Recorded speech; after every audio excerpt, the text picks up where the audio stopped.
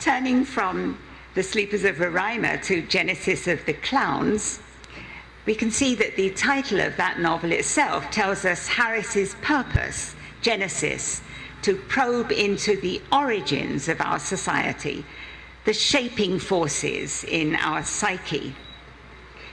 As in his other novels, we have here many examples of a kind of carnivalesque inversion of things, the hunter being hunted, the sun being eclipsed. Here, for example, he uses kike over all, once a site of war, but now a peaceful relic.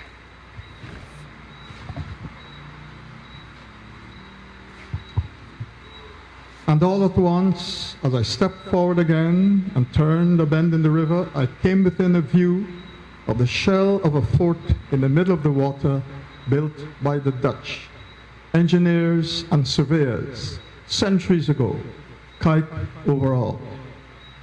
A famous monument I wrote on a nameless grave in the ground with my shoe, on which a city museum of the future with bridges spanning the waters on either hand might come to be erected. And I felt my eyes swivel in my head around the pay table of the years to Fort Kike Overall, the city of Kike Overall. It seemed an extraordinary sentiment to nourish that the epidemic of war comes to a particular place, seats itself there for a time, and then moves to other places.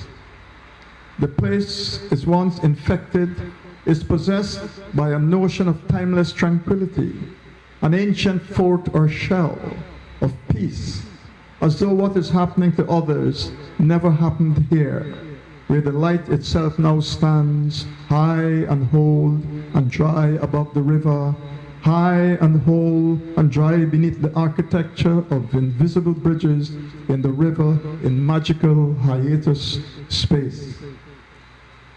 One is possessed by the light converted into a charm, an irony of incalculable beauty, of self-deception mirrored in the setting river beneath the pole of the sun.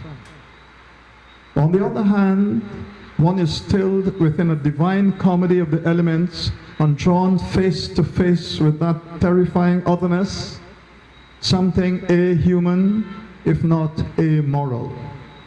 Something unconcerned with, though attired in, anthropomorphic biases, something born of war into peace and possessed of no other garment to wear, save the shell or something other than itself, other than war, other than peace. The shell of the gift of life, scarred almost beyond recognition in war and peace, the gift of death to agonized frames.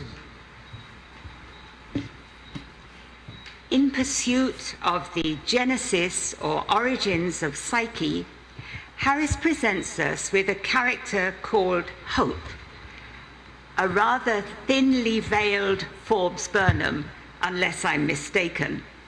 Listen to Hope speaking. Since I was a child, said Hope, as if he had regained a measure of confidence in my apparent disorientation, I always believe a man is chained to his deeds. We buy one another. We sell one another in chains. Call it love, call it labor. On the other hand, we give, we receive without strings. He spoke with less and less conviction now, and that is the hardest lesson to bear, to give, to receive without strings. I have no picture for that. So, beyond a shadow of doubt, a frame of mind possessed him, a right to bind others, to bind numbers into his rigged cooperative family through antecedent master and antecedent slave. Once those antecedent emotions became identical forces wholly aligned to each other, rather than detached from each other as comedy of opposite investitures to unravel states of self-deception, the seed of totalitarian spirit was born.